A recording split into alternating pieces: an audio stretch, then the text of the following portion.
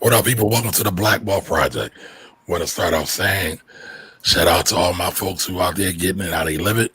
This week's topic is going to be a lively one. So we've had a little discrepancy about the topic, right? I'm gonna keep it funky with y'all all the way. So I asked the question, or we are asking the question: are scampers of value? Do they give anything? Right? Scampers. But there is a bigger conversation going on behind that, right? Because we see a lot of people who are pro scammer, and we've seen a lot of scammers in the news and in social media, and a lot of us are protecting them. So we actually want to talk about tonight black protectionism, and all the different angles in which it comes through. So we see scammers get protected a lot of times by black folks. We see murderers get protected a lot of times by black folks. We see drug dealers get protected a lot of times by black folks, right?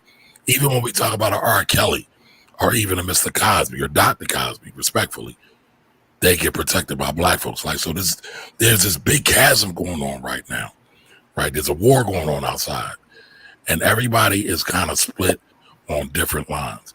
Now, again, to be honest, it was sparked because of all of the scammer ish that's been going on this week.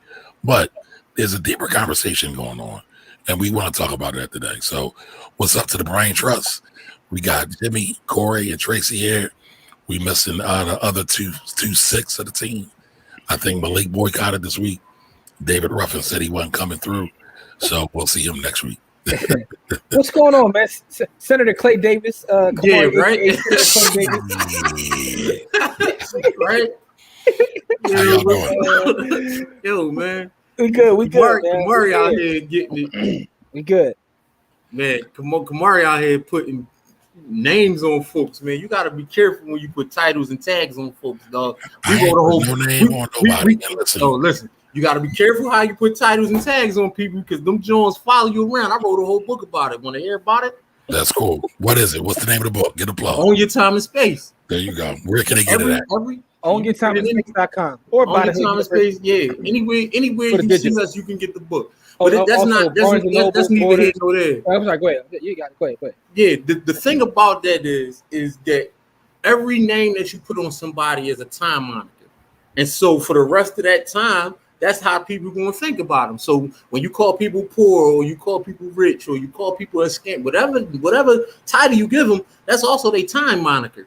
You got to be really careful about those time monikers that you give people, man. So now tell people what a time moniker is, though, Corey.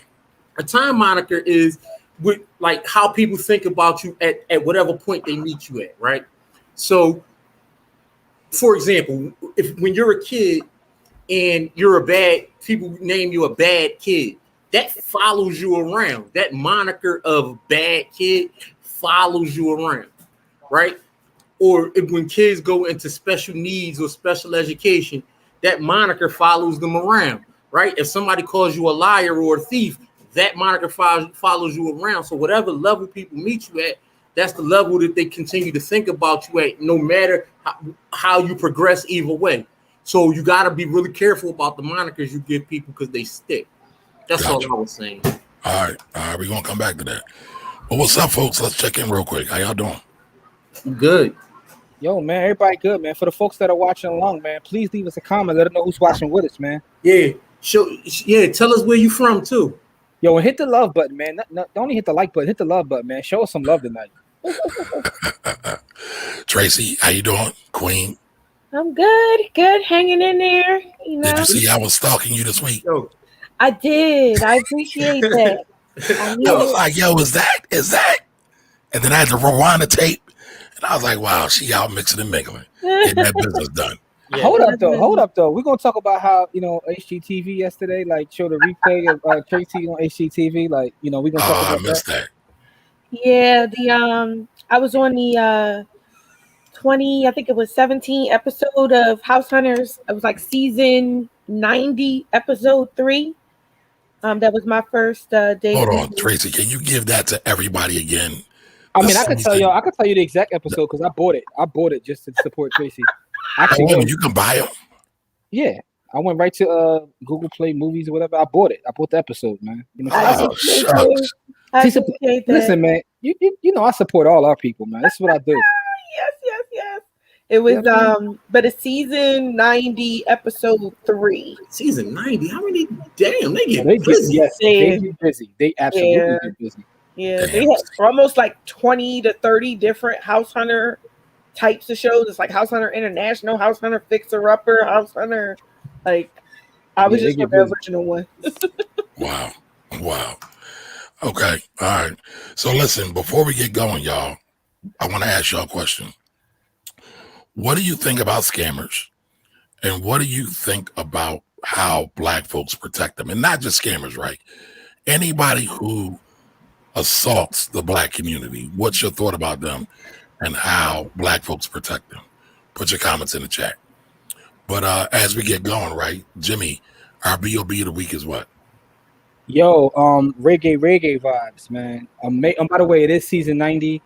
I'm looking at it right here. Season 90, episode 3 is called Old versus New in Philly. Okay. Yeah, just put it out there. So anyway, but yeah, reggae vibes. So yesterday I was out in the field. Me and my brother Corey out here, house hunting. Oh, and y'all we drive for Dallas? listen, man, we gotta go get the We money really somehow. be in the trenches, man.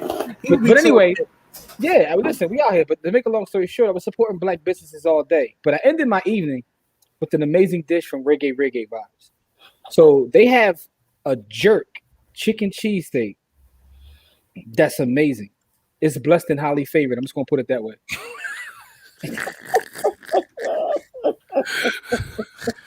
It's blessed and highly flavored. It's blessed and highly favored. Reggae vibes, man. So first of all, shout to Cherish Philly. I'm gonna do them another day. I was there in the morning. My brother Izzy, so I was there in the morning. Then we was at Sadiq's out in Chester, and then in the evening at reggae vibes, man. So, shout out to all the Black-owned businesses. But this jerk chicken cheesesteak though, that's all I'm gonna say. Man. I can't even say nothing else, man. Just No, you gotta tell us about it. oh man, it's succulent, man. It's beautiful. It's any adjective you think that should be placed there, you gotta place it there, man. But it's a B.O.B. It's right here in the city of Philadelphia. It's known as reggae vibes, man. Buy Black. I hate the term support Black business. Yeah, man. So Yes. buy Black. All right. So for y'all that are in the city, it's located on Girard Avenue, 5th and Girard, 517 West Girard Avenue. Again, 517 West Girard Avenue. Between Reggae 5th and 6th Street. Between 5th and 6th Street on Girard.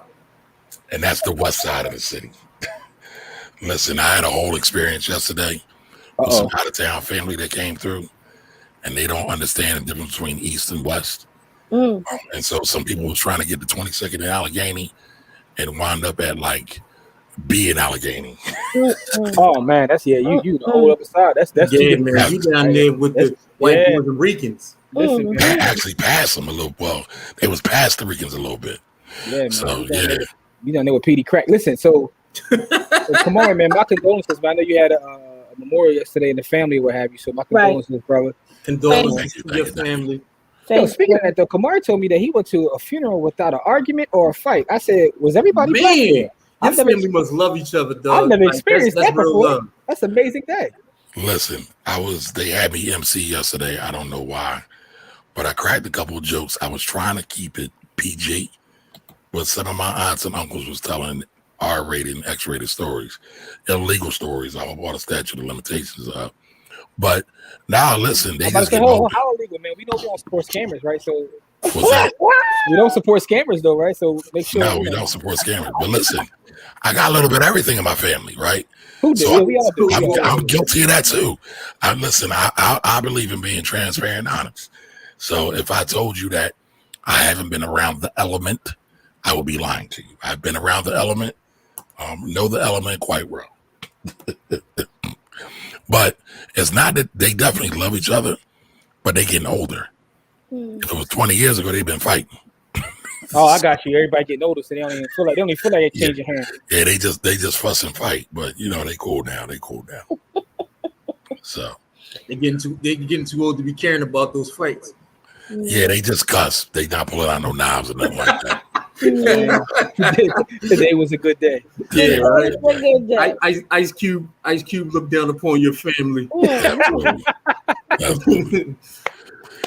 right, so Can B, what's up, Can B? How you doing? Cam, what's goody? Yeah, what's going on? Monica, hey Monica. Hey, Monica, what's good? Hey.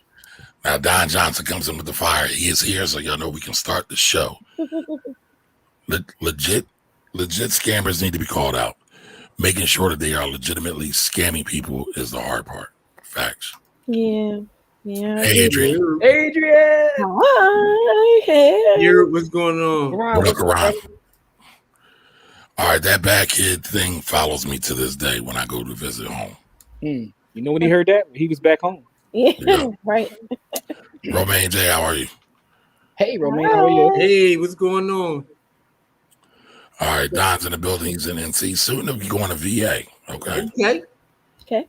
Hey, Stephanie, Oakland. Stephanie, you in Hello. Oakland. Hello. Welcome. Okay. Bay Area. I made the mistake one time on one of our shows. I said Oakland out in California. They said, no, it's the Bay. Like, Yeah. they didn't even It got real serious real fast. You said Old Town. They don't even want to be associated with California. Like, no, the Bay is its own, like, so. Entity. Yeah. Right. Yeah, we got hammered a little bit. Pause. What up, Khan? Yeah, pause. Hey. All right, we protect scammers. That must be the other side of the family. Oh, Hey, yeah. listen, but it's still family though, right? Is it? All right. So Karan said, all right, there's an SRF for sale across the street from me. It's like 125, y'all. Single family residential. Yo, Karan, Yeah. I mean, what's the ARV? What we talking about, man? Yeah. Right. What we talking? I need an address.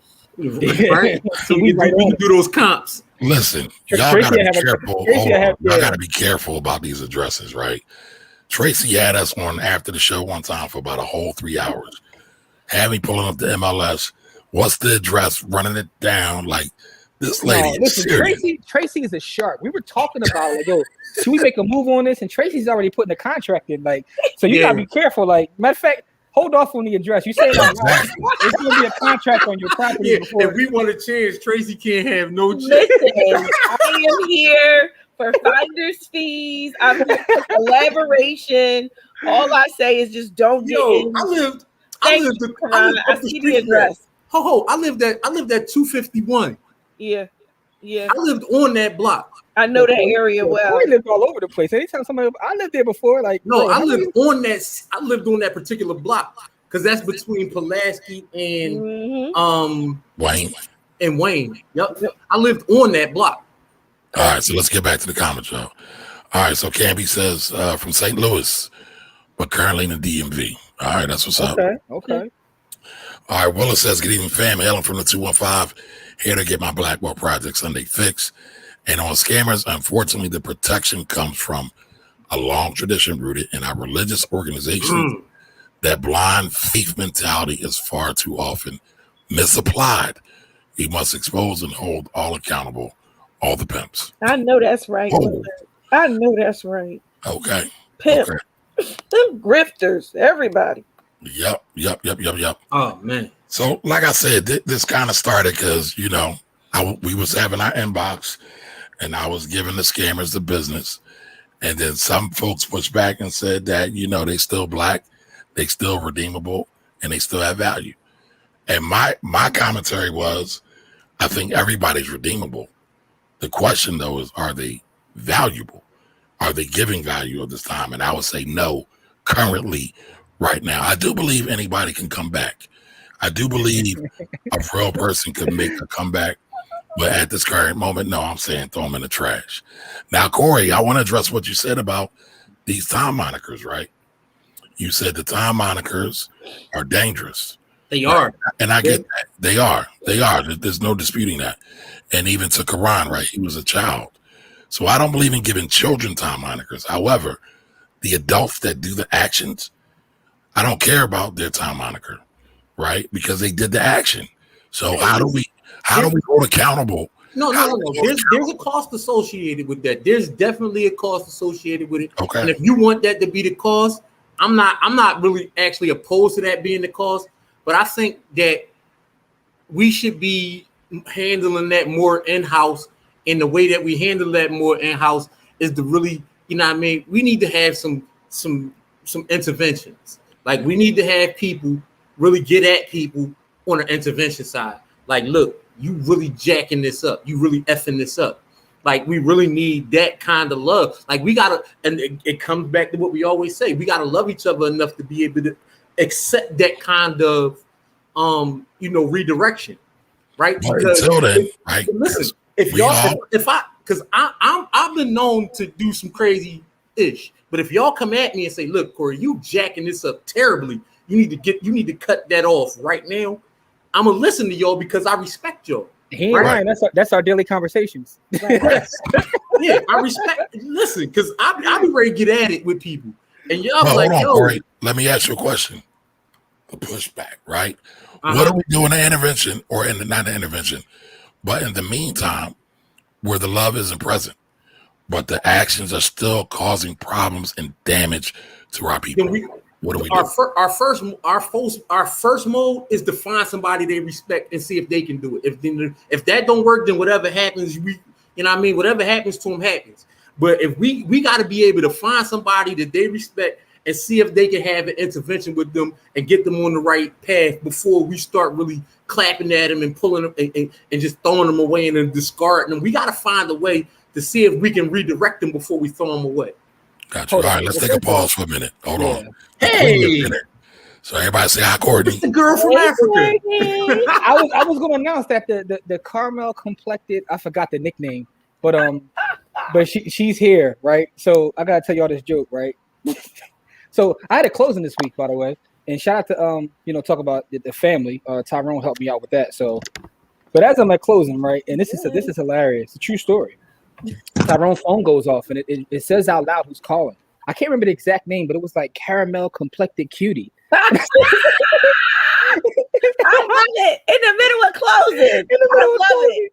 And I died laughing. Of course, it's Courtney. It's his lady. But nonetheless, I died laughing. I really. But listen, Corey just said it right, Jimmy. You always say it. We love black love. Oh, I love that. That's the only reason I'm sharing it. Yeah, I think it was amazing, but it was just hilarious because it was out of the blue. And in the middle of the closing. In the middle of the call from caramel complected cutie. I love it. I'm here for it. But hi, Courtney. Hey guys. Welcome. Hey, Courtney. So listen, I want to jump you in real quick, right? We're talking about scammers, but the show isn't just about scammers today. We're talking about Black protectionism as well. So we have a lot of folks who are okay with people scamming, even if folks are scamming the Black community. And scammers in this context, y'all, we talking about everybody. The murderers, the robbers, the rapists, the drug dealers, everybody who inflicts pain on the Black community. The catch-all moniker tonight is scammers. So when we think about that, Courtney, right, why do we protect some of these folks? Why do you think that is? I think we have a history of protecting bad actors against the community, all the way to our uncles and grandpas or aunts and whoever's who have taken advantage of us. I mean, that's a conversation I don't think we have enough, is that, and many times that, we have children that are actually molested by family members, and other family members will look the other way. And they'll say, you're lying, or whatever the case may be. And I think you're like, well, how do we protect this group of bad actors? But I think sometimes we have I don't even say in the community, I've seen a pattern and practice that we protect bad actors. So. Now, can anybody define Black protectionism? Well, hold on real quick. Kamar, can I ask you a question? If Grandpop has like a second family, is he a scammer? I mean, for the night show, if his wife didn't condone it, then yes. If his wife condoned it, I ain't got no problem with it. Oh, also, real quick, too. We all ain't been on here. Well, still not all of us, but so I get this magazine every month, like, it's called Better Investing, right? Mm-hmm. And look who got a mention in here. Like the budget niece is talking about her book. So, Courtney got a little mention in here, as part of being here. So salute to Courtney. Just want to put that out there. Thank you. Yes, absolutely. Love it. All right, yeah. So now that we acknowledge, our people's greatness, to your point, and just to backtrack a little bit, we were having a conversation about like, you know, certain things that are going on in our community as it pertains to scamming. And how it started was Kamari was very heavy-handed with what he wanted done to all the scammers. He was like, throw them all in jail. I said, whoa, slow down. I was like, listen. No, that's not what I said. Don't besmirch my name. Come on, get it right. All right. So here's how it happened. Yeah. Somebody said somebody is facing X amount of time, and you said I don't have no problem with that. I said, so what you're calling for, another black man to go to jail? That's exactly how it happened. That's what happened. But listen, what they didn't add in is that these bad actors are causing a lot of pain. No, and that's not what. So now, a little bit backtrack now. My point to you was, I said it's difficult for me to call for another black man to go to jail, right? And I said sometimes that's even wrong, but it goes into the whole idea of black protectionism. Historically speaking, we know how our people are done when they're in the system. So when I say black protectionism, it's not that it's always a good thing, it's that it's a thing that actually exists, right? So black protectionism, as you asked about what it actually means, is kind of how we protect our own. Sometimes even to our detriment because they are our own, right? So you see it a lot of times in sports, right? You'll see it in sports, right? It's the first time I've ever heard the term black protectionism actually was in a sports conversation. It was a great piece. I forgot who wrote the piece, so pardon me for that. But they were talking about how even we judge our athletes and we judge our quarterbacks kind of like on a curve because we are known to protect our own across the board because we know that if we don't protect them, nobody else is going to protect them. We don't get the benefit of the doubt with anything as it pertains to any system because we aren't in control of any of these systems. Mm-hmm. So sometimes we protect our own, but it's to a fault, and it can be to a fault, right? And we understand that it's to a fault, but it's like if we don't do it, what's the other side? Do they have at all? Exactly. So you know, I get it, right? Okay. I'll go ahead, Courtney. I'm sorry. And here's the thing. This is where I don't have a problem with quote black protectionism, but again, the other side of the coin is that if we're going to protect our own, then we have to handle our own. So I think that's where the disconnect is. Yep. So we're not. I mean, I don't have a problem with us saying, okay, boom, I don't want so-and-so to go to jail because jail is just not a place for anybody, honestly. It doesn't rehab anyone. It doesn't do anything good. It just removes somebody from the community and also adds to somebody else's tax base. So that's my thoughts on it. But that being said is that we still have to make people atone for their actions against the community. Mm-hmm. That means that we need to handle it in-house. So turning the other eye, not reporting it to the ABC boys or whoever, the federale, whoever you want to call it, which that means you need to do the work yourself in the community so we make sure that this does not happen. And if it does, we have an answer for it. And someone will think twice about, do I really want to do this to the community? What you do outside the community, I don't know, I can help you. But if you're doing it against us, then it's upon us to actually, take corrective action. Facts. And what I was going to say, Jimmy, is about the sports thing. I think we see black protectionism and actually just ethnic protectionism greatest probably in, well, I shouldn't say greatest, but we see it a lot in boxing. Mm-hmm. And some of the reasons, like when you look at a Floyd Mayweather, right? Most of his wins or most of his fights were against Mexican and Latino fighters. Mm-hmm. And there's this big, butting of heads between the two because there's always this quote unquote competition because it's used to sell fights. Exactly. That's capitalism. Yeah. But there's a bunch of racism tied into it too, right? Yes. Go back to Jack Johnson and it's a great book. It's a great book written by a brother named Jimmy the Blueprint Williams, known as Sports the Book, right? In the book, there's a section. There's a section where the author talks about like growing up as a kid and rooting for the Lakers. And in retrospect, the reason was because his father, who had his feelings of black power, what have you, just hated the Celtics. So the Sixers weren't playing the Celtics and the Lakers are playing the Celtics. We're rooting for the Lakers because the Lakers are our team and the Celtics are those folks' team, right? That's right. And it's like even though what's the black Robert Parrish. Thank you. Robert Parrish was on that team. Dennis Smith, Robert Parrish, all those guys. But at the end of the day, like this is part of my upbringing. Like, yo, we don't root for them because, they the ops because everybody could feel in exactly what I'm saying. Hey, by the way, first time in history, right? So I've known Corey about 30 plus years at this point. I'm aging myself. Oh. We are definitely old. Like, yes. We met as little. We's kids when we met though. But I heard Corey give the ops the other side actual compliment on Friday. He said Hall Notes ain't that bad. They pretty good. I was like, Whoa. Adrian was there. Adrian was there. Hey, listen, I do not take people's accomplishments away from them when they have actual accomplishments. But what I did say is I wouldn't invite Hall of Notes to my house. But listen, everybody was shocked. Everybody in the comments was shocked. Like, whoa, that's the first time in history. I'm ready to do the Fred Sanford and have a heart attack. Like, See?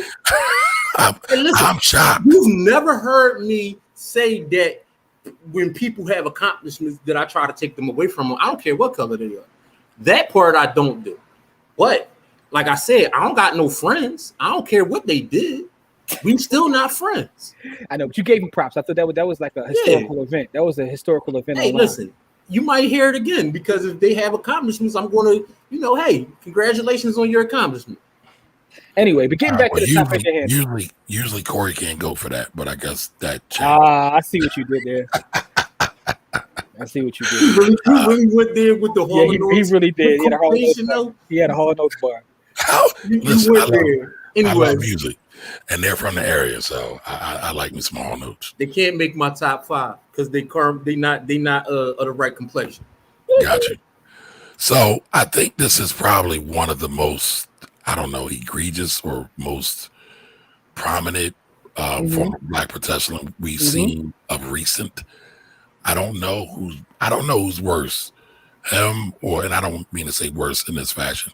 I don't know who gets more Black protection, Cosby or Robert. Oh, Cosby by far. You think so? Absolutely. Listen, hold on. They got people marching for Robert to get him out of jail.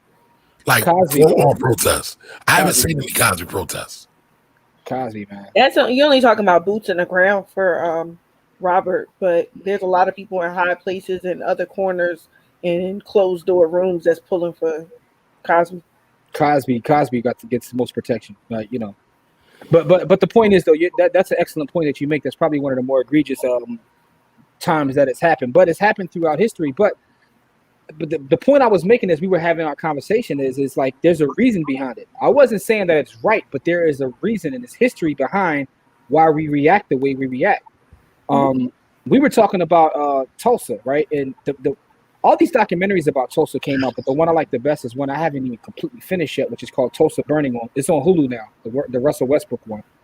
Okay. But one of the parts that they were talking about is how it all started. We all know the story of Tulsa, how it all started, but there was a Black gentleman on the elevator, and a white lady said that, hey, he assaulted me, and he runs off the elevator, and she's screaming, and they lock him up. And as they lock him up, you see thousands of white folks come out trying to lynch the brother. And the Black people from the community came out and said, yo, this is not going to happen. They didn't know whether he did it or not, but their point was, you're not going to hurt one of us. We'll figure this out, but y'all ain't going to hurt him, right? And me and Kamari were talking about that as we coming on. Like, that's a form of Black protectionism, right? Like, it doesn't matter whether he did it or not. We'll get to that later. But what you're not going to do is hurt one of ours, right? So you'll see this in our community historically, but it's for a reason, because we know that if they just let him go, he won't get a fair shake with all those thousands of white folks out there. Whether he did it or not, we won't ever find that out because he will not get a fair shake. So Black protectionism exists for a reason, but sometimes it can be problematic because you get in a situation like in R. Kelly, right? Where there's literal video footage and we're like in denial about it, right? So I'm not saying it's a good thing, but I'm saying it exists, and it exists for a reason. Gotcha. I'm definitely here for, definitely protecting our own and having a united front against the rest of the world and making sure that we all keep things in-house and we make sure that our people are safe and are properly funded and properly fed.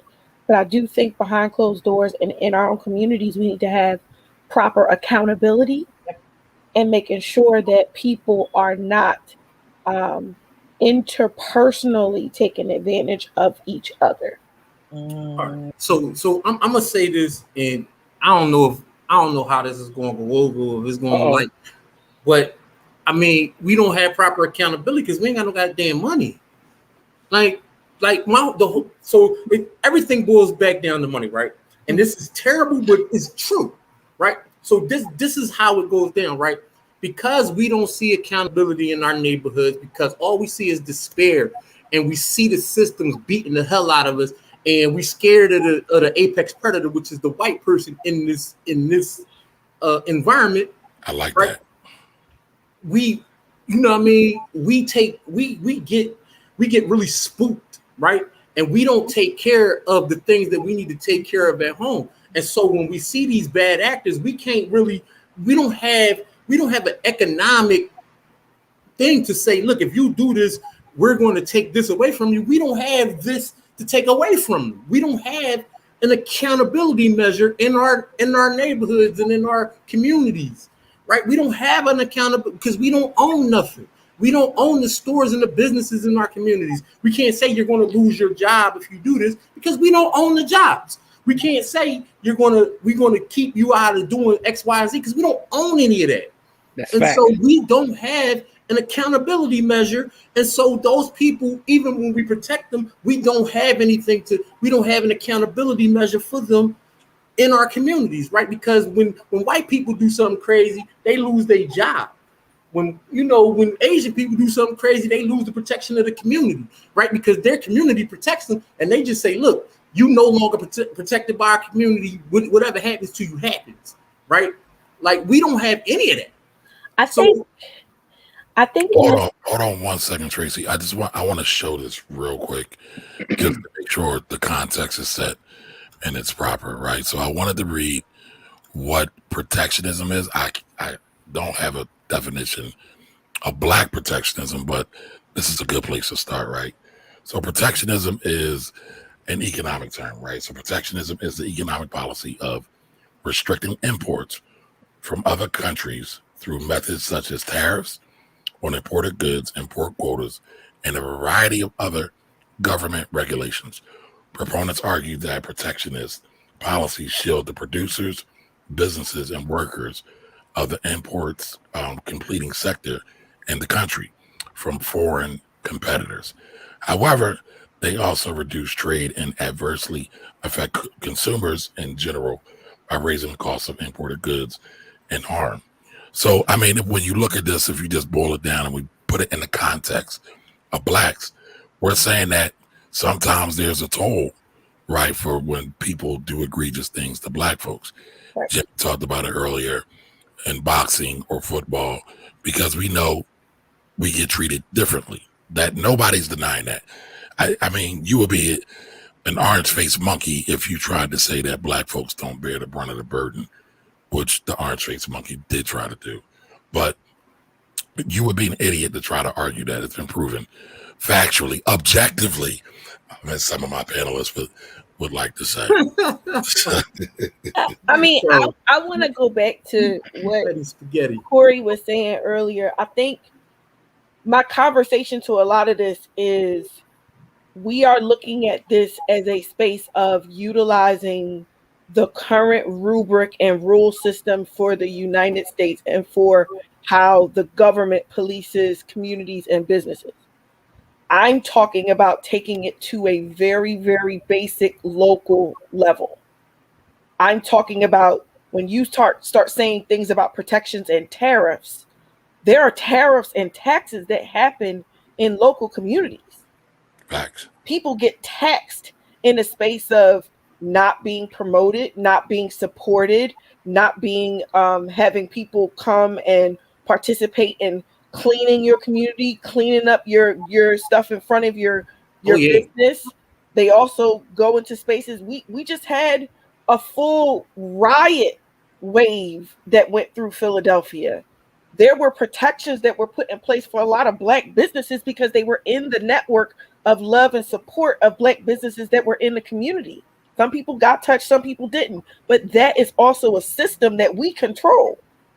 And there's a conversation that can be said like, listen, we support you. We will make sure we put you in front of who we need to, as long as you're doing things good for the community. The moment you stop doing those and you become someone who takes advantage of or preys on the community, those protections are gone. Mm-hmm. You're for the wolves and for the streets now.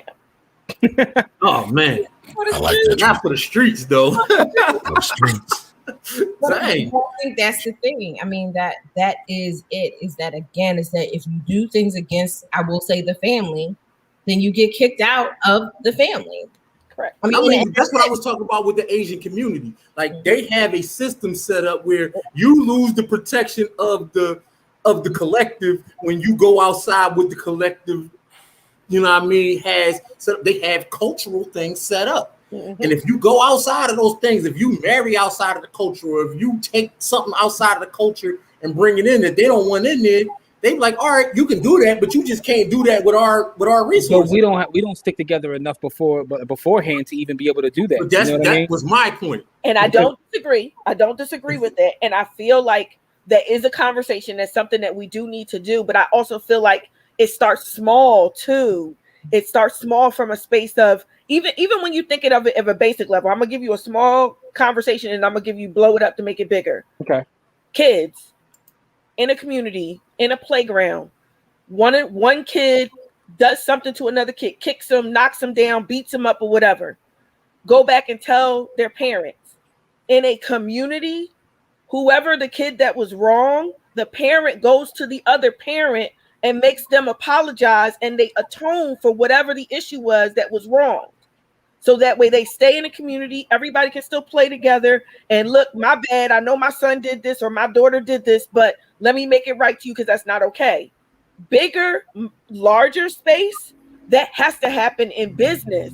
If you know somebody was taken advantage of, defrauded, or you took too much money off of certain paperwork that we all know and we've seen and we got access to, and we know certain monies that go and flow in and out of here, and you got a little bit too much and you were supposed to give so and so some and you didn't, now we have to go back and make it right. And we have to have that conversation and be like, you owe so and so this bread. Because they were supposed to My question with that is, how do we enforce it? And that is not that it shouldn't happen. How do we enforce it if it doesn't? And that becomes the question.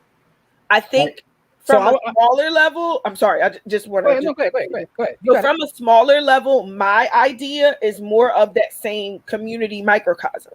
We tell you what the issue is. We put it out in front of the council of business community that this was a wrong that needs to be right. You got time to figure it out.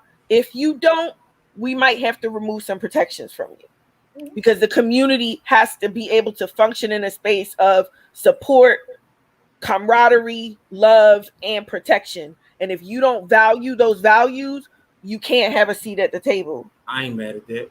So hold on one second, folks. Listen, everybody, if you are just now joining us, this is the Black Wealth Project. We are all here. We got Courtney, Jimmy, Corey, Tracy, and Malik is missing today.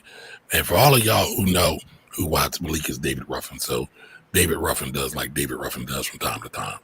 But tonight, we're talking about Black protectionism, right?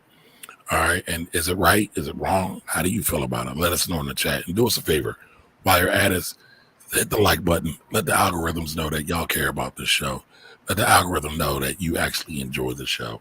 So the algorithms can share it out with other people. And listen, if you want to share it out too, we would appreciate that as well. Real quick, though, this is a sister named Catherine Russell Brown. And she's a social scientist as well as a law professor at Cal Berkeley. But she wrote a book, and her book is called Protecting Our Own, Race, Crime, and African Americans. And I gave you a clip that I wanted to read from her book, because she kind of talks about this in her book. And she brought it up as a reference to like the OJ trial, right? Mm-hmm. So the OJ trial was, in her opinion, Black protectionism. But what she says is that, to read a little bit of it, she said, Black protectionism describes the phenomenon of protecting our own. It's what happens when the African-American community rallies around its fallen heroes, those prominent. Blacks who have been accused of wrongdoing. Although Blacks are not the only group that protects its own, Black protectionism is distinct in that it refers to a particular brand of assistance that the Black community provides for its celebrity members who face legal and ethical challenges. So her definition of Black protectionism is the response by large numbers of the Black community to allegations that a famous Black person has engaged in a criminal act or ethical violation. The response is protective in that it denies, accuses, or minimizes the charges. So it has been written about by our folks, and salute to her. So that's the name of her book there. But the OJ trial, right? I remember when the verdict came out, right? I was on the campus of Lincoln University.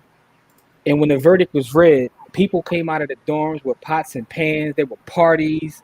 It was out of control. You would you would have thought that a team won a championship or something. And I never forget thinking wow, this is literally because Man, he listen, was found not I guilty. went to a PWI and it was a totally different feeling, right? Because it was 96% European on the campus I was at, and you would have thought the damn like 9/11 had just happened. Right. Like that was 9/11 before 9/11. Like I never seen that many upset and sad, pale-faced people in my entire life. Like I don't even think I seen that many sad people during 9/11, which was crazy. Like it was absolutely like. But that shows you violence that's a crazy juxtaposition. And by the way, I'm laughing because Courtney just gave me a OJ theory I've never heard before, but that's a new one. Really? I've never heard that one before either. I have, and I think she's right. That's a whole new theory. I missed it. What was this? Oh, it's in the chat. I didn't. I'm gonna leave that alone. I'm not gonna read that on the show. I actually came No, to I've that same heard that conclusion. theory before as well. Well, Kamari, at least I'm not the only crazy one. I haven't heard that before. But No, I never heard it before. Anyway, but seriously though, and for those that are watching, let us know what was your experience when the OJ verdict was read out? Because that is a great example of Black Protect. Because a lot of our folks didn't even care whether he did it or not. To be honest with you. They Because just didn't want to know see him go to jail for it. they know how the system does our people, right? So it was like, man, we finally got one. Like, even if he did it, all the brothers that sitting that didn't do it, so it's that was it felt like a weight. Like the system actually worked for a black person. They For a was like, black person. yeah. So we finally got a W in a system that we knew we should not have gotten the W, and we got. So the point I was making, and this was a great conversation we were having. Kamari likes to push back on everything any of us say. That's why I love Kamari though. But the conversation was a good conversation because it started with just like scammers, but I think it's a lot deeper than that. Go ahead. Real quick, how you want to give me Courtney's title for what I do? No, you're the out of all of us, you're the biggest contrarian. You don't think so? You don't think you're the biggest contrarian? You're the biggest contrarian. I'll take it. Listen, Kamari. Kamari will disagree with himself if it causes a good argument. That's funny. Listen, sometimes it takes a little friction to generate some thoughts. That's all I'm saying. No, and here's the thing though. I get it though because you love it. Like you said it yesterday. You said, "Oh, this is good. This is like a dissertation." You enjoy it though. So I get it. But I enjoy it too because I like to have friends that make you think, right? Even if I disagree with you, I'd rather Yeah. But to be fair, right? To be totally fair, and I love all y'all, right? Like real rap. The same thinking that got us here will not get us out. So we have to change something. And I'm not saying that we got to do a 180. It could be a 1% degree, but we're never going to find that change if we just stay in the inertia and just stay comfortable. I'm not disagreeing with you, but it's a difficult space to be in. Is all I was saying. It's not black and white. There's a lot of gray area between that black and white. Courtney, what you got? A very valid point. I want to kind of go back to a point that Corey made, is that we don't have any money. And I think what a lot of times I've seen in the guise, under the guise of protectionism, is that people get a benefit from being a protectionist. And what I mean by that is that, I have friends in Chicago. And I know Adrian's from Chicago. And R would go to the high schools. And it was a well-known fact in the community that R would go to the high school and do things he had no business doing, soliciting young girls. He had money. Right, he had money, but other people that were older in the community knew what was going on, but they got a benefit from R doing whatever he was doing. I don't know if he gave them money or if it was just kind of like hey, I know R. It's like sometimes it's the most random benefit from like basically sacrificing somebody in the community. So it's like, oh, I have close proximity to this important person. I don't really get nothing from it, but I'm going to look the other way because I get some kind of benefit. And I think that's something that's and I think that's a direct result of us not having money. And I've seen that kind of also in politics, is that people get jammed up for such a small amount of money because we don't have it. And when you don't have it, it causes so many other disconnects that ultimately hurt the community. Yeah, because you start doing strange things for some change. Yep. That's a fact. But let's jump in these comments real quick. People was asking some questions and making some statements. Let's start with Kahan. Kahan asked, y'all calling out names or not? So I'm gonna say no. No, And I'm Kahan. gonna tell you why we're not calling out names, Kahan, because it's bigger than Nino Brown, right? It's not one person. It's a group think issue that I think we have to break out of. Right. So the bad actors, yes. Do they cause harm? Absolutely. Right. Are they, in my opinion, I think they're very much a system of representation of Negro thinking. A lot of times we've adopted another culture's thinking and how we address our own, but it's bigger than just one individual. It's bigger than one individual. Karan says, I think another question is, do they want to change? Right. And that's what we need to find out, though. Yeah. That's a great question. And that's the question about redeemability, right? Does a person want to change? Yeah. You know, we could have all the wrong. Sorry, say that again, Courtney. They know what they're doing is actually wrong. There's so many people, which is a big issue because a lot of sometimes folks, they don't even know. They got something they learned 3 months ago. It went well. We're gonna run with it and see how we can make some money. And they have no idea that they're giving out federally false information, doing strange things for some change. And this is what but now, just to push back a little bit, like we have to give people the chance to change, though. That's the one thing I was saying, right? Because I know that we also live in a culture right now. We're just ready to toss away anybody doing anything. Right. And I was telling Kamari, I was like, the funny thing is, Brother Malcolm would have never been able to become Brother Malcolm in today's culture at all. They would, because that time moniker Corey was talking about, he would have been Detroit Red forever. He would have never been given the opportunity. So, and I'm not comparing anybody, by the way. I'm not comparing anybody. And that's the thing. He didn't grow up in the era of social media. Like, if I would have grew up in the age of social media, I couldn't be on this show.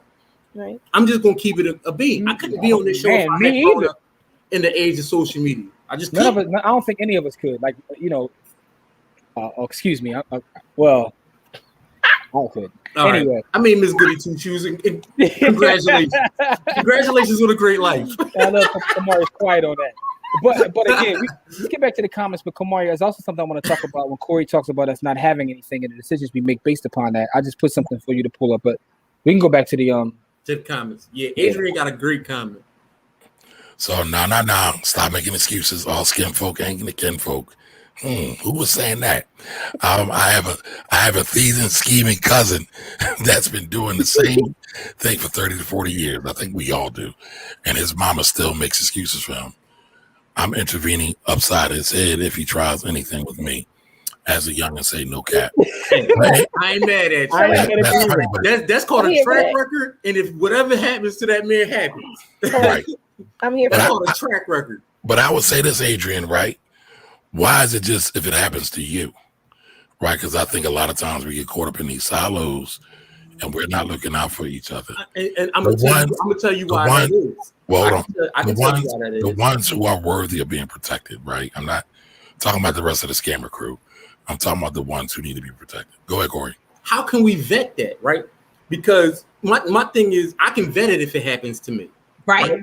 If something happens to me, I can vet that information because it happened to me. If something happens to someone else, I'm not the police. I can't vet that. Now, if I see it happening to somebody, I can vet that information. But if I don't see it happen to you, how do I vet that information, right? Because I've being from the place I've been, I've had some of my cousins come to me and tell me people have done things to them that didn't actually happen to them.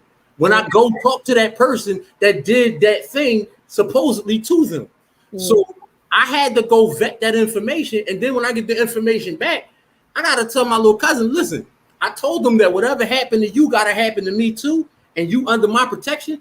But what you told me was false. And you can't tell me false things or you're going to get me and you killed. So the thing about that is you got to go vet. This is why I'm saying I'm from that culture. I'm from the culture where information ain't always what it seemed to be. Your cousin come back and tell you got kicked in the head by 4 people, and then he got beat up in a one-on-one, and it was 4 people standing there watching. Like you gotta vet the information. Correct. Thanks.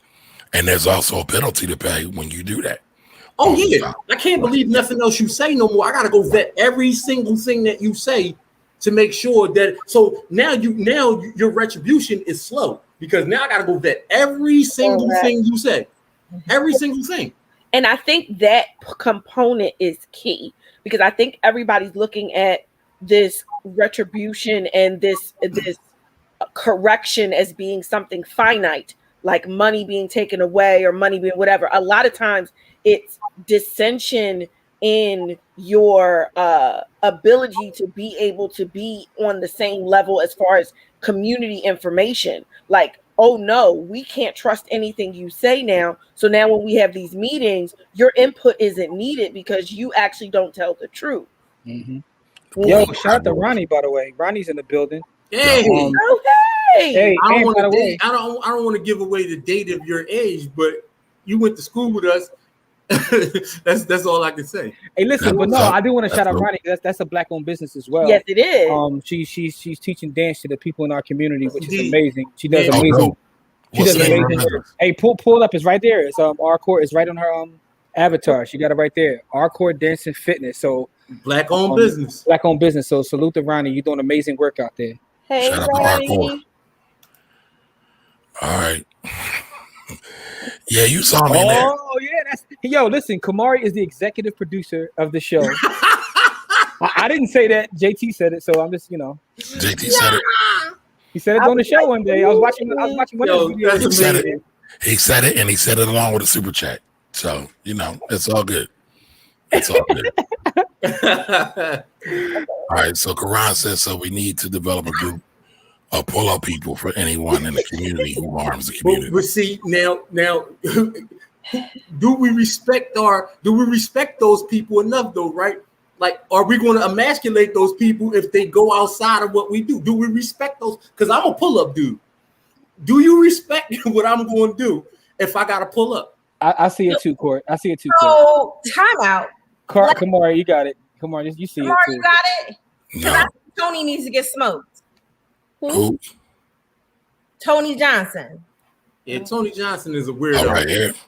Yeah. Oh, I didn't see that. Tony Johnson is a weirdo. He got to go. I didn't see that. I totally missed that.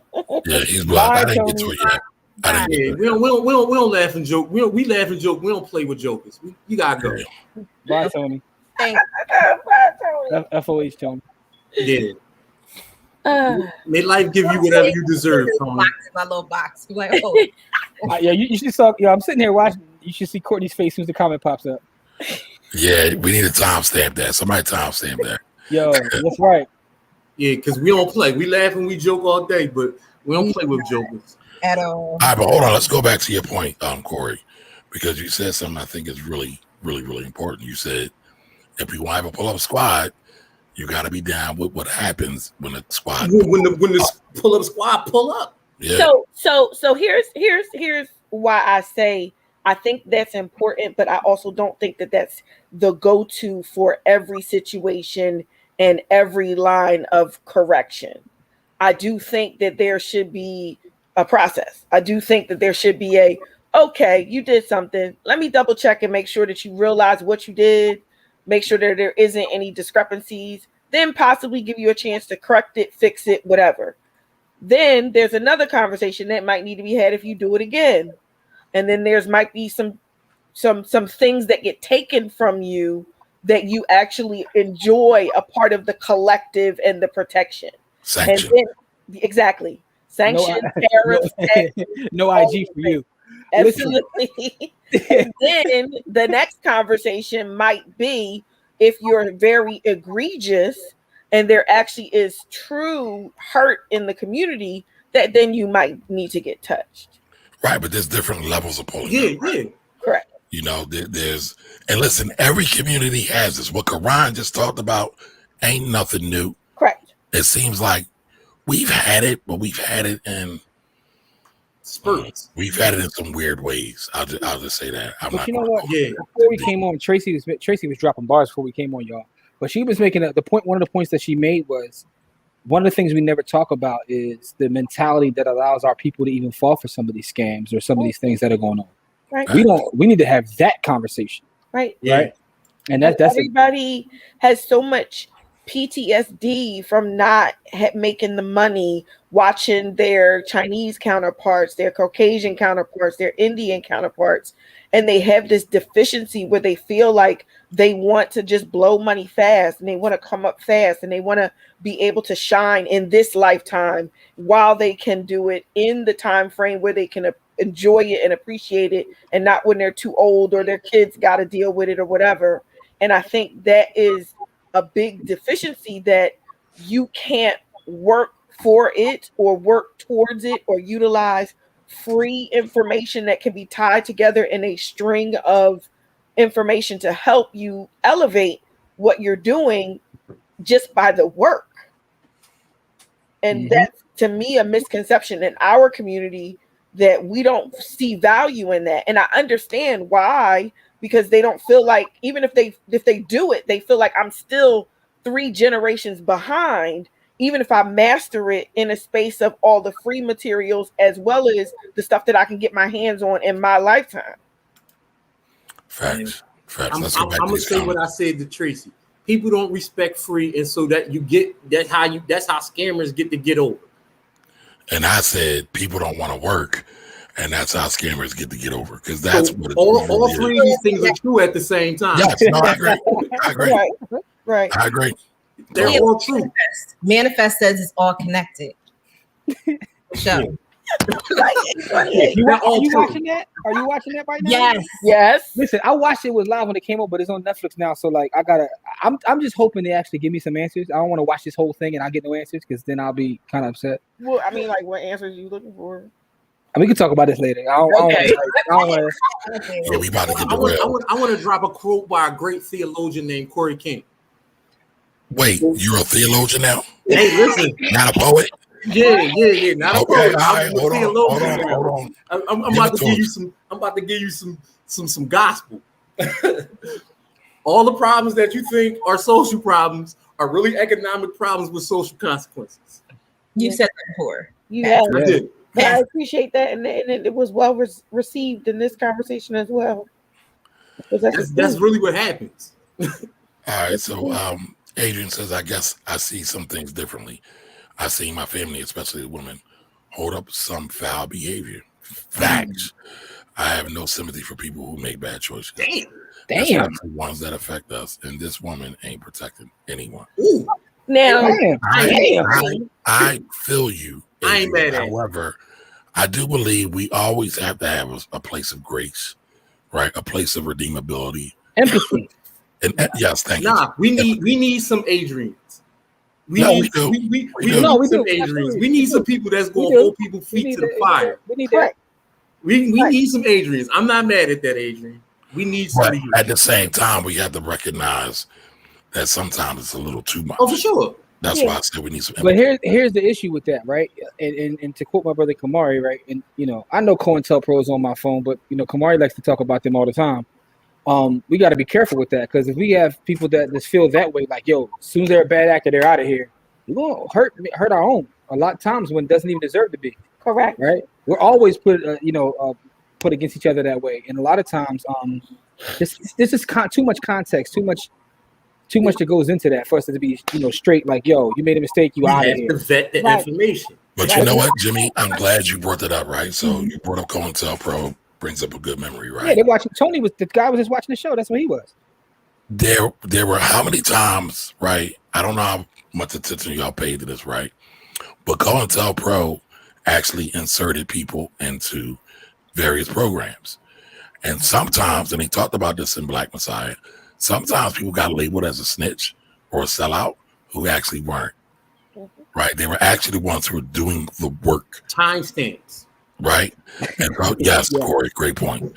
Right? They were doing the work and they got mislabeled or mistimestamped, as Corey would say. Mm-hmm. And then those were the folks that got disappeared, or that got touched, or that got hurt really badly, or someone that they loved got hurt.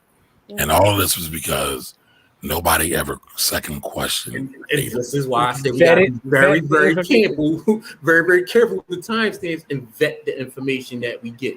This goes all the way back. This is the loop that I'm talking about, like, because this is what I was thinking about, because my grandmother was a community organizer, and when people used to try to slander my grandmother's name a lot, but anytime the information would get to certain people, it gets stopped before it get to her, because everybody knew of her good work, Right. because she never lied to people. She always shot the straight shot. So, you know what I mean? If any bad information came, all that information got to get vetted before anything happens. Right. Let's go to Monica. So Monica says, historically speaking, we aren't given the benefit of the doubt. Facts. Super facts, actually. So we tend to protect our bad apples, disappointing figures. Yeah. I agree. Our agent says that was a moment. You talking about Hall Notes? Yes. Cosby, definitely. Okay. All right. The Williams have spoken. Royalty has spoken. I ain't got nothing else to say. All right. So Karan says, so in the organization I grew up in, the big homies had all types of checks and balances for the young life and folks at every level. Most of the time, it was physical, though. Correct. I know exactly what you're saying, Karan. I read right through that. Yep. Yeah, I know what you're saying without saying it. It's called chin checks. Correct. So, sounds like something in an organization like Double AA. Double A. African American Chamber of Commerce. I was trying not to say their name, Corey, but it's cool. Yeah, Karan, but they got other issues. And No, dog. I ain't just say no, dog. Huh? Just say no, dog. Like, no, we not, no. But no, I mean, in theory, he's right, though. He's right. Right. There should be something. There should be somebody or some organization. It might not or can't be them. Right. But yeah, an organization like that. Thank you, Tracy. I didn't have the language at the moment to clean it up. Ronnie says, excellent point, Tracy. Thanks, Ronnie. All right, Karan says, y'all keep it secret. Nah, we're not putting that theory on there. Nah, listen. That's Courtney's theory. If Courtney want to share it, she can share it. But no thanks. You know. What theory are we talking about? OJ Jen Simpson. Orenthal James. That was Courtney. That was Courtney's theory. So if she wants to share it, she can share it. Yeah. I will not. I knew that was coming. I was like, not on air. We might see you in the DM, Karan. Yeah, Karan, shoot her inbox. Is that my guy Tyrone right there? That's Tyrone. Yeah. What's good, Ty? What up, baby? Years old. So, all right, Adrian says, I think R. Kelly's protection was awful. Part monetary and part of the culture where older men prey on young girls. But that's another discussion. And it's facts, right? No, that's tonight's discussion. But yeah, and it's funny, right? And so there was an organization of black, young, getting money people in the 80s who had foreign cars that would pull up to high schools, my high school in particular, and many others. I mean, they would get all the bad chicks because they had money and they were all over the age of 18. So it's definitely real. It's definitely real. Man, I grew up. Listen, man, I went on a prom and dudes was like going on proms and they was in their 30s and 40s. So 22-year-olds. Yeah. I mean, like, I'm talking 30s, bro. Like, yo, I went on. No, man, I went on the prom 6 times. I saw some college dudes, but I didn't see no damn. I definitely went on like 8 proms. I was like a serial prom date. So I seen some crazy. Is that right? Oh, I went on McDevitt's prom. I went on Germantown's prom. I went on about 6 proms myself. I went on the Central look prom. at that hair. Look like Jesus. What's that got you in anything, bro? Man, that was slanderous. I know, all right, long you heard the besmirchment, right? You know, that wasn't besmirchment. You see that besmirchment right there? Listen, that wasn't besmirchment, man. That was just saying, the boy, good looking man at the time. That's all. All I'm saying, my point was though, I've been on the prom. I've been on the prom before. I saw brothers there that was like literally in their 30s. Yeah, that's crazy. Wow. Hey, How they get let in the prom? Like, are you a chaperone? Yo, Ronnie ain't lying, yo. Ronnie's my witness. All right, so Monica says, thank goodness teenage Monica didn't have the socials. All right, facts. All right, Karan says, Corey, say my family almost got some brother heard telling me some fugazi stuff. Gotta vet that information. Yep. Listen, y'all really don't realize this how many times people riding around with plastic in their trunks based on some bad information. That's sad. Yeah. All right, so Ronnie says, thank you so much, y'all. Yeah. She didn't get that. She didn't get that reference, but we caught you. Just leave it alone. Leave it Yeah, alone. leave Okay. it. Oh, and by the Yeah. way, we didn't mention the shout out to Ronnie because Ronnie is also Ivy Leaf. She's a product of Ivy Leaf, so you already know what her head is. That's Ivy Leaf right Green there. and gold. That's All right, Ivy there we Leaf go. right there. Definitely. All right, block the snowflake. Yes, Yeah, he out of here. y'all need a safe landing place, and sometimes you need a brick wall. You the Fact. soft landing So, I place think and the brick wall. That's the same thing I think with Sha'Carri. Because to me, everybody was so hard on her and all this other stuff. And it's like, listen, the worst thing that could happen for her is her not to be able to run the Olympics. There's nothing She already received her punishment. right. There's nothing that the community can do. Like, and I just feel like although she got what she deserved, like y'all need to just shut up. Yeah, Like yeah. she's Y'all already goofy. got her punishment. So I think there's a group of people who have the self-inflicted stuff. Yeah. And I'm just like, listen, I'll let you go. Like, I'm gonna give you that grace. Yeah, But you know what that paid is, the right? price. You paid the price for whatever your indiscretion was. Some of us get a kick on being hard on our own because we think it makes us look good in the eyes of man. massa. But y'all know what that is, though, that right? proximity to mayonnaise, man. That proximity to mayonnaise But drives me crazy. But most of those people who do that are firm believers in respectability politics. That's my That too. observation. That's also a function Yes. of being Yes. of proximity to mayonnaise. Yeah, includes Yeah. Dr. Cosby. Pull up your pants. No, you can get into that. I'm Right. sorry. And I think that is a big deal. And I think that's something that we need to be like, I think we don't give enough grace when grace is warranted. And I think we do stuff in the name of like this fugazi tough love. Like, come on. But here's the thing, Go ahead. Courtney, just to go back with Sha'Carri, right? I see people making comments about her like who are never going to accomplish a tenth of what she's already done, nor did they have their mother pass the week before, right? And then I've seen some comments say, well, she said her biological mom, so she didn't know it. I'm like, I saw that too, bro. I was like, wow. I ran some commentary because you know how my mouth get, and it was on somebody else's post, bro. so I minded my business. And I'm just To like, me, that made no sense. I'm like, because if that is the case, that she didn't have the relationship, that's even more reason to be stressed. Because now, right, you don't get a chance to have that you don't get the relationship. chance. Right. That's why I'm It's like, Exactly. wild as hell, man. And- Like, and you can't tell educated folks nothing, man. That's why I just don't talk to them people, man. Mm. Because they educated, but they don't they ain't have educated. They regurgitators. no, man. They professional regurgitators. No, I know what you mean, no. Courtney. I know what you mean. No, they got education, but their education all come from pale faced people. So their education is not rounded out. Their education is one sided. And that's why they talk the way they, man. Listen. You want to talk about firing shots? I fire shots. This is the way I fire my shots. Get right. Like don't be coming for people like that. Like because that's goofy, right? If you gotta raise your level, right? When you know better, you gotta do better, right? And so I'm willing to pull them people to the sides and get in their DM and in their inbox and not hit them in the face on their public post, right? Because Amari, that post that I gave you to pull up, that's an example of that. That's an example of a couple things we talked about this evening, as Corey was talking about us not having power. So how we move in the world, right? And it's the same thing about like a lot of us are kissing up to some folks because that respectability politics is so real in our community. I wish It's so real. We want that proximity because honestly, it makes us feel better about ourselves. Look at this post here. oh man, this make my I'm gonna throw up on the show. Run that, Jimmy. Okay, so it says a black female CEO. She's 40. She just told me I kiss white ass to pay my mortgage. It hurts, but I live well. And the person, that's slavery by another name. And there are a lot of folks that feel that way. There are a lot of folks that there's a lot of folks that actually feel that way. Hey, listen, I can't be mad at those folks, right? Because you can't tell people they happy, please, right? Mm-hmm. And if she's happy with being able to do that and pay her mortgage, if that's the life she's choosing, if she chooses comfort over freedom, I gotta let her. But I can't let her into my space. But the problem is when those people behave that way and act that way and still want to talk about how they're choosing freedom and they're really not.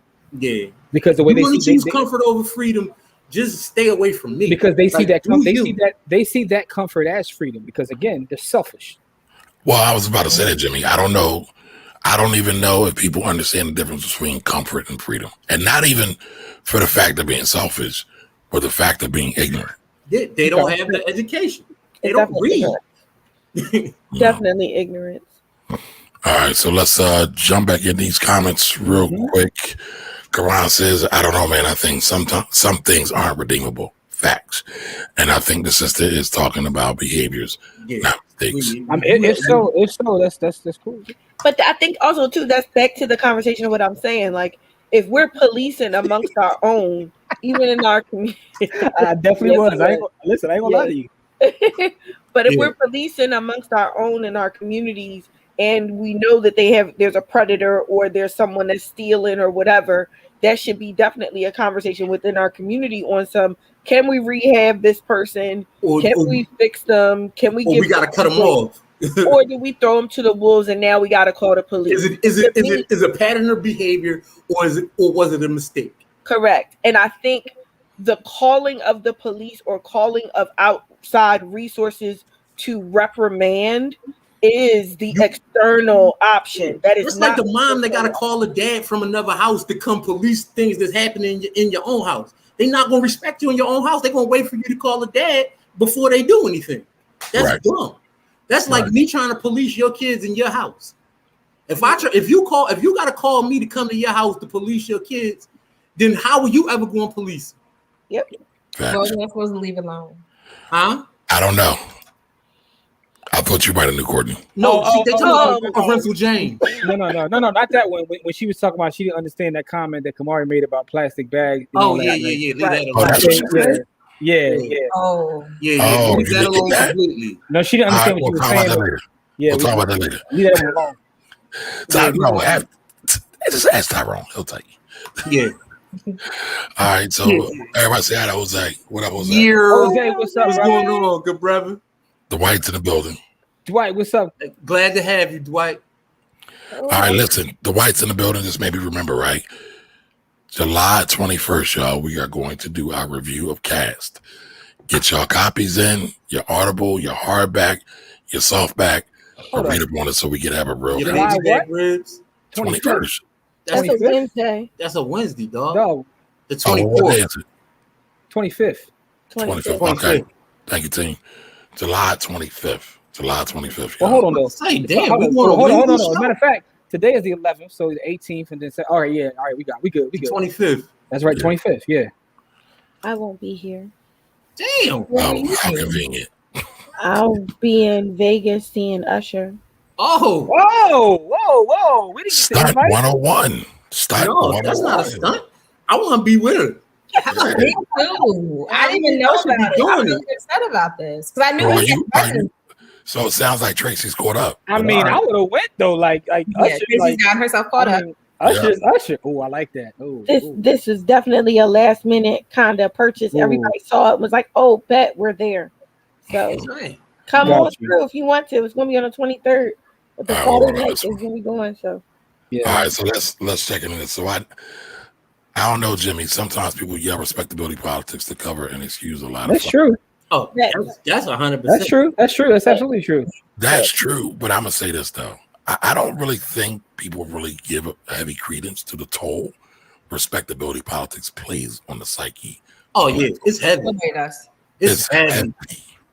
From black women's hair to men in suits, the justification of murder, like our behavior isn't necessarily going to change our lynching. Yeah, right? Because they don't understand you can't bargain with somebody who don't care. You can't bargain. You can't bargain with somebody who don't care. There's no reason to have respectability politics. They don't care. They don't care. Right? Man, y'all gotta watch that Tulsa burning one. That's the best one. But the sister on there said something, and she said that she was talking about her grandfather whose business got torn up in the thing, and he had nothing to do with any of it. She talked about how he worked hard, he went to school, he got a degree, he did everything that the people said that you're supposed to do. Didn't bother nobody, stayed to himself over there in Tulsa. It didn't matter. When they were burning stuff down, he's one of them. They burned it down. Because at the core of that, they don't see us as human beings. And right? It's even deeper than they don't care. They don't see us as human beings. No, but what I'm saying is you keep trying to make deals with somebody who don't care. No, right? I got you. It's like a dog trying to make a deal with a human. Yeah. I agree. I mean, I think that's always been the thought. And I think, but to Corey's point, everything goes back to Corey's point. Is that when you don't have money, you feel like this is the way I can get money, as if I act a certain way. And at the end of the day, whether you act that way or not, it really doesn't matter. I mean, we should have learned that over the last couple of years. 97% of black people work for white people. We gotta fix that. 97% of black people work for white people. So that's why respectability politics get as much play as it do. We can end a lot of the respectability politics by having our own businesses that employ people. Right. And then that means that black folks got to spend more with black folks, and that's a whole other dynamic. It all goes back to money. All of the things you think are social problems are economic problems with social consequences. I agree. I agree. It all goes back to money. We have to spend more money with each other so that we can have the businesses that will hire black people, so we don't have to have the stupid respectability politics. It all comes back to the money. Yeah, but it goes back to the love, though. You and Jimmy talk about that, right? Because if black folks don't love one another, we ain't never going to spend the money. So it's deeper than just a money. It's deeper than a money thing, but it's deeper than money. I'm not saying that money is the fix. I'm saying that we have to have some to be able to fix all of the rest of it. It's not the fix, but we have to have some. It's deeper than rap. Yo, listen, I agree with this comment, man. Like our connection to comfort is why we're not moving either much. A lot of us, I've heard people actually say that. Absolutely fact. I've heard people say that. Like, look, I don't care about nothing. I don't care about nothing y'all talking about. I got Jordans and I'm good. But think about it like this, right? We had all this progress in the 60s, right, to the late 60s. People work together. And then we had damn, what's the title? Affirmative action. Pro? Well, that too, but affirmative action. And then people were able to get jobs. They had model cities. They had all kinds of stuff where basically they kind of solved the money issue to a large extent, and people stopped pushing. All right, so Ronnie says it's a form of institutionalized mentality on that post. Yeah, it is. Yeah. Now, I want to talk about this, but I ain't want to be the one to say it because then Jimmy's going to say I'm talking. But this man went on, he said 8. It's probably like 10. So that means he had to get 10. He had to get 10 tuxes. Yeah, he had a couple $. No, I had listen, man, Frank's Tux on Joe, they know money. They got gentrified out. They got gentrified out. But that was my people, like, you know. So hey, listen, I lived that same life, Jim. I went on 6 proms, dog. So I think me and Corey crossed paths in a couple proms. Yeah, man. we did. We was out here, man. All right, Jose says comfort is what is taught to us. Facts. Freedom isn't. So the two terms mean something different to different folks. Man, that's a bar. That's a major bar. All right, Khan says, do y'all believe the universe eventually gives the scammers their karma, even if we don't check it as a I don't believe in karma. I don't believe in karma at all. I do. I believe in energy, right? So I believe it does come back to them. But the problem with that is, even when that happens, how many folks have been hurt along that journey? So, correct. You know, I believe in energy. You put bad energy out, bad energy come back to you. Well, the energy got to come back into action. That's what I'm saying. Like, man, listen, man. I watched a lot of terrible people live a real comfortable life. Yeah. So I can't. I mean, what you assume to be a comfortable life, right? What you assume to be, they may have their own demons that like we can't see. Listen, I can't tell you how they sleep at night, but some of them probably didn't. I don't watch mass murderers go to sleep real comfortable at night. Except they sociopaths. So the sociopaths are cool. But the ones that got a little bit of conscience, they got some demons that are throwing them. But I do believe in karma. I do think it does happen. But I don't think that should be the policing barometer for the community. I think you're going to get that in addition.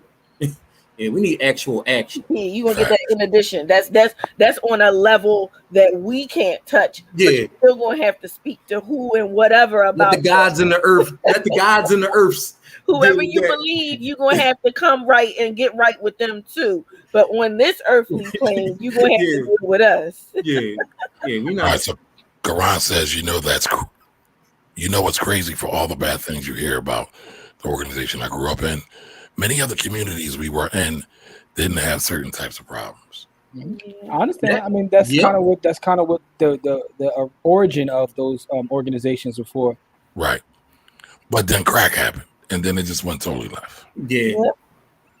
And then so technically, if we want to get technical, that's another form of COINTELPRO, But, No, that was part of it. Hey, Kamari, what's worse for the black community, crack or IG? crack, brother. Okay, all right. We say That's- that now. that's Give just it. All right, I'll give three you more years. a different one. Give it 3 more years. Yeah, I ain't mad at you though.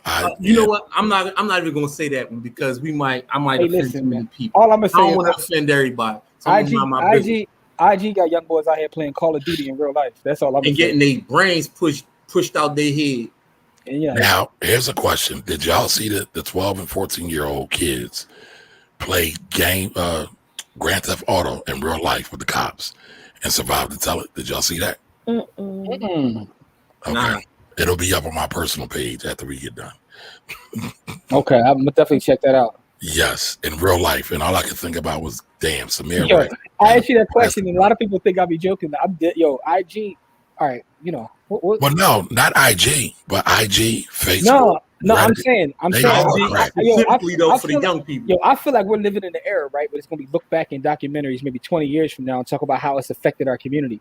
Everything from how like a lot of the crime that's being committed. Yeah. It's all kinds of stuff that happens to IG. I don't want to go through it all, but I'm not trying to offend anybody, but Right. It is what it is. All right, Karan. No, so they made a decision. They said cast, and that's what we just rock with. So I know Monica read both of those. We can get into that book though because I want to read it. Yeah, that came before Cast, but yeah, Cast just hit me in a way, Karan, that like you start having these conversations. I'm like, yo, we gotta talk about this. yeah, Tracy getting flued out. And listen. When I say that, I get the evil eye. So, Adrian, I'm glad you said. Listen. Yo, man, I think it was one of her contemporaries. I think Kamari inboxed Adrian on the side, man. She's saying everything that he would say. Kamari sent her. Yeah, he said messages. Say this real fast. All right, so Latoya says freedom takes a lot of self-reflection, and folks don't like to do the work. Whoa, I'm gonna read that again. Just that first sentence alone is a major bar. Freedom takes a lot of self-reflection, and folks don't like to do the work or be uncomfortable. Goes back to when we were speaking about why love is missing from so much of what we do. Thank you for that, Latoya. Sermon. Don't like to be. I think that's the part. Don't like to be uncomfortable. That's a bar. That whole idea of being uncomfortable, because anything that you want to achieve is on the other side of being uncomfortable. Can somebody timestamp this? We need to run this. 8:33 p.m. Yeah. Jeez. Our agent says IG is crack for some. Fact. It is. Yeah, I told y'all. Y'all think I'm joking. And yes, the question, Latoya, yes, they were. Yeah. 6 F's to the fullest. Yeah.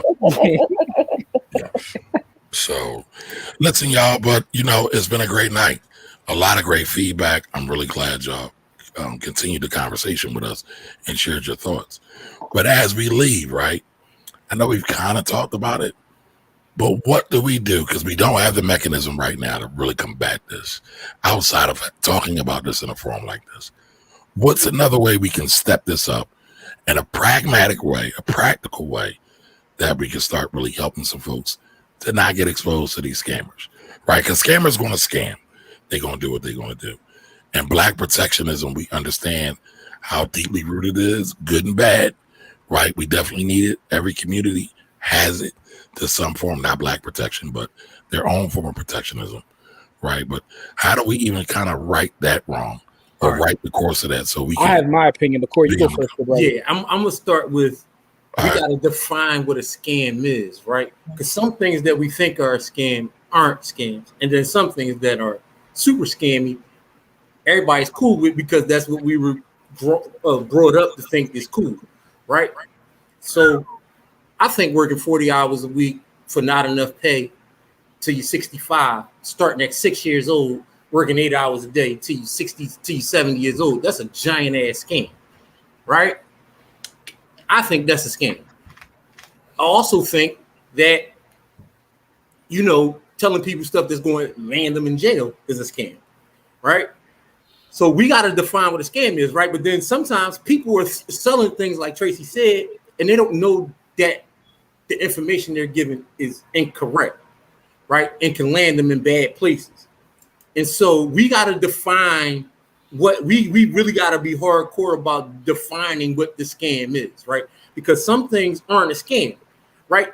People think that anybody that sells information is a scam. Anybody that sells information. I've got called a scammer because I put time in and I make if I put a price on something, people have called me a scammer for putting a price on information and putting together information that I took years and months to study, and then I broke it down so you don't have to take those same years and months, and I put a price on it. I get called a scammer for that. So I don't, if you want to call me scammy for that, then I can't stop you from doing that. But I don't think that's scammy. I can't tell anybody what their time is worth, right? And so we gotta define what scam is before we can even start to correct what a scam is. That's my feedback on that. All right, well, let's do this. So Courtney just chimed in and she said, let's define scam. And I think she is correct. So let's pull it up real quick. And Corey, you are dead on with that, brother. Agreed. So give me 1 second, folks, while I pull this up. Okay. 1 second. While you pull that up, I'll just tell you what I believe in terms of.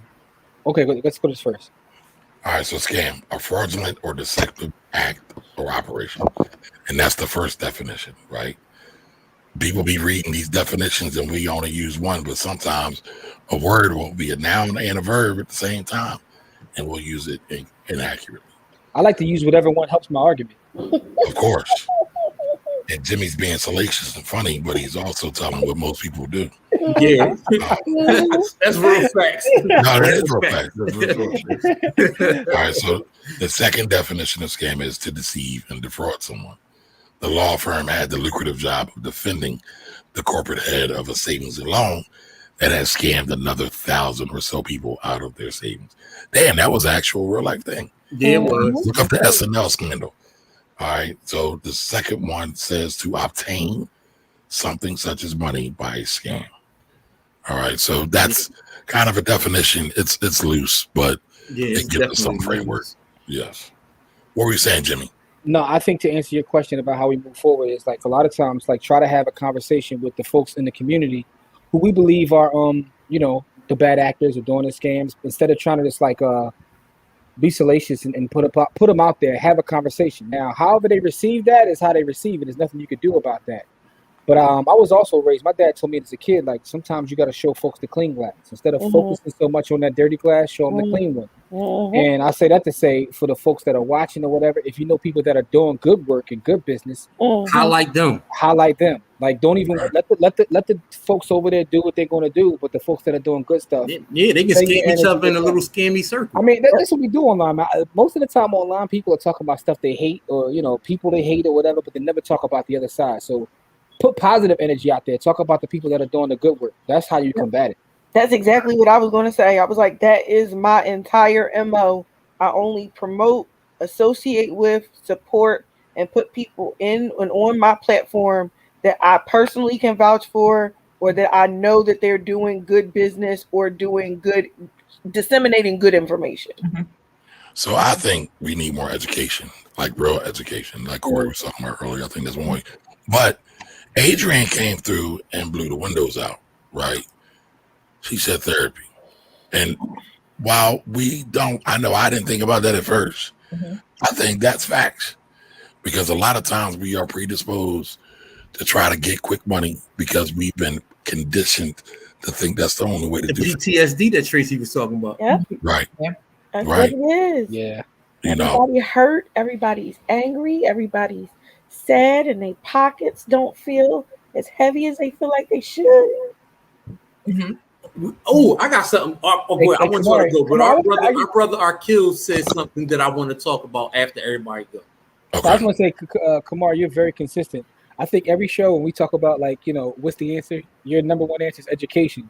I don't care if we're talking about anything under the sun. That's your number one answer. So you're very consistent. But he's never wrong. No, I mean you can't be wrong with that one. But here's the thing. I always also say real education. So, right, we kind of touched on this the other day, Jimmy, a little bit, right? A lot of y'all, and Corey touched on this today, a lot of y'all think because you went to an Ivy League school that you know some shit. You said But Ivy League? actuality, Ivy no. League. Ivy League. I was making sure you wasn't. I got love for Ivy Leaf. I'm just making Right, sure. we got That's to all. enunciate our words, Willie. Yeah, I'm just making sure, bro. That's all. Right, but listen, a lot of us think because we went to some whitewashed school that it's real education. Yep. Most of these schools have been lying to us. Yep. So as Jay-Z always says, question religion, question it all. Keep asking those questions till those questions are solved. Right, and that's we have to be ferocious learners. Like Hashtag free Dame. I'm sorry. Go ahead. yeah, but we got to be ferocious about it. Like we can't take no days off about it. And right, even when you look up here, right, if I do something wrong or if I say something that is potentially crazy, I'm going to get checked. So I say all that to say, don't be afraid to get around people who are not afraid to check you, because we can't grow being comfortable. I.e. another theme there. You gotta check your people, man. Like when Ronnie DeVoe came on talking about backstage, underage, adolescent, nobody said nothing.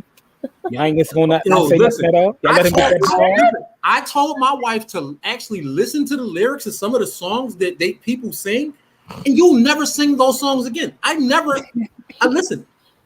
I told her to listen to the words of Grinding, and she was like, "Grinding." Listen to the words of "Baby When You're Grinding." I'm like, oh. I'm like, whoa. Yeah. Like, you gotta really listen to some, like, I heard that part that you were talking about with the Belle Biv DeVoe song. I was like, yeah, I don't mess with that no more. I'm good on that. I don't think no one checked them though. And by the way, Busta Rhymes. Go ahead, though. I'm sorry. What you say, Kamari?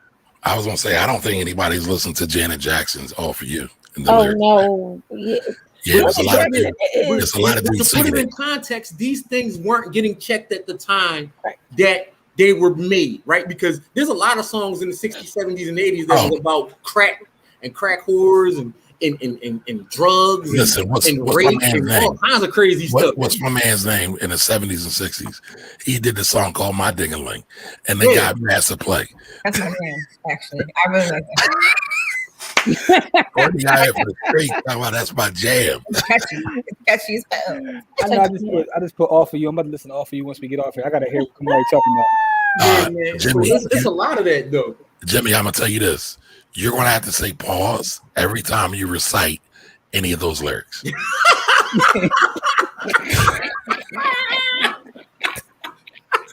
All the girls at the party, chicken their body. Yeah, that's a problem. Problem. Oh man, that makes my stomach hurt. All right, so Monica says we can check people in our circles. Facts, Monica. I wish I would have saw your commentary first. Yeah, that's a good starting point. It takes a village. It does.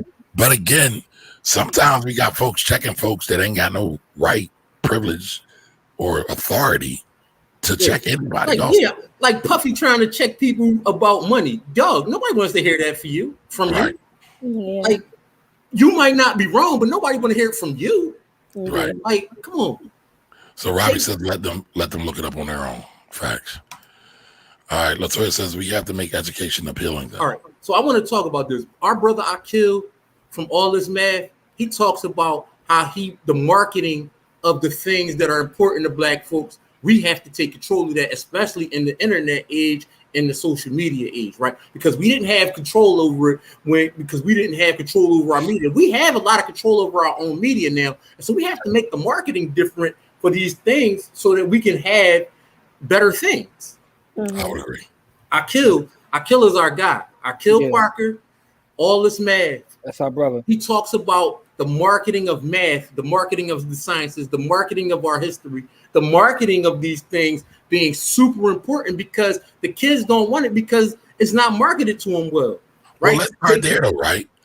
Math, science, medicine has always been lied to us about our children that it was a white thing, and it's not. All of it comes from the history of our people. Yep. They stole our history and served it back to us as poop. I say that all the time. They steal from us and then serve it back to us. The fact of the matter is, like, we use these things every day, and even the kids use math and all these. They don't even recognize they're doing it because of how it's marketed to. Yep. Read a word problem in the textbook, right? Yeah, man. As a Black kid, you're like, what? Like, I don't care about Sally and her 2 apples. Like, you know what I mean? Like, so, you know, he's right. Akil is on it, and Latoya's on it too. Like she's definitely Yep. doing her thing in education. So salute to our Yeah, people. man. People in education know about the marketing of education. I'm in education. I teach every day. And the kids Listen, don't we want probably to need touch to it do a because it's show. marketed poorly. They We need listen. to do a show. We need to do a show on how to make education more appealing. Call it Make Education Great Again, Mega. Hey, man, listen.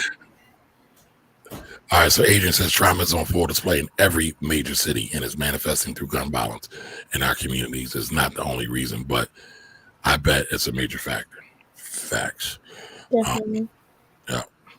I'm And sorry, Adrian. I didn't mean to bring that up. Cause you some I pain. hated work problems. Sorry about that. PTSD. We didn't want to put you in the trauma loop, but this Yo, is real out Yeah. here. Before we get out of here, I just want to say one thing, man. We got to do our R&B icon of the week. This week, I got 3 gentlemen: Carl Thomas, we going Donnell Jones, right? And Dave Hollister. That's the R&B Yeah. icons. It's a trio. They come together to form a group now. So I want to give them all a shout out. Those are the R&B icons of the week, man. Come on, you got I'm The for it. Shy. They called the Shy now. You got no besmirchment on that, do you? And shout out to Latoya for putting me down with that story. I didn't know about it. She showed me that. But Listen, you saw my response. You loved my response. I did love your response because I I'm gonna was waiting start for, giving all I the was facts. I was waiting for you to say something smart because I said I'm here for it. I was like, Listen. I think Donnell Jones is one of the most underrated R&B artists in a long time. But oh, we agree on that. Yes. yeah. And listen, when trios are done right, they Yeah, rock. they do well. I'm not gonna lie though, like I'm like probably one of the biggest Keith Sweat and Gerald Levert fans, but LSG didn't. That wasn't. Yeah, that didn't work well. No, it wasn't didn't work well, in my That wasn't opinion. it. That wasn't But it. that first album was good. It was It was meh. Listen, I'm gonna say this. A lot. They showed that Missy had range before anybody else knew that, and she bodied that song. Yeah, but I'm talking about overall. Like when you put those names together, I thought it was I awesome. liked it. But I'm looking forward to seeing what these brothers do, man. So they are the R&B icons of the week, man. So Adrian says they need another name now. Now, Adrian, I'm gonna be honest. I think it was very smart that they called it the Shy. Right? There's a big show that Lena Waithe created by the Shy, and all they do is put on people from the Shy. So what a great way to potentially get some placement on the show. Roby, that was LSG. That was Levert, Sweat, and Gill. Yep. LSG, yes. I love them. Individually, they're amazing, but I like the group. My Body was the jam. that song was fire. But name another one. Yeah, right. Yeah, that album was mid. The album was definitely a mid. all these times. Look at all these times. But all right, listen, y'all. Appreciate y'all all being here. This has been another Black Wealth Project. We are here every Sunday, 7 p.m. every Sunday. Tell a friend, and come on back next weekend. We'll have something great for y'all. We'll see y'all next time. Have a great weekend. Do something Appreciate great. y'all. Bye.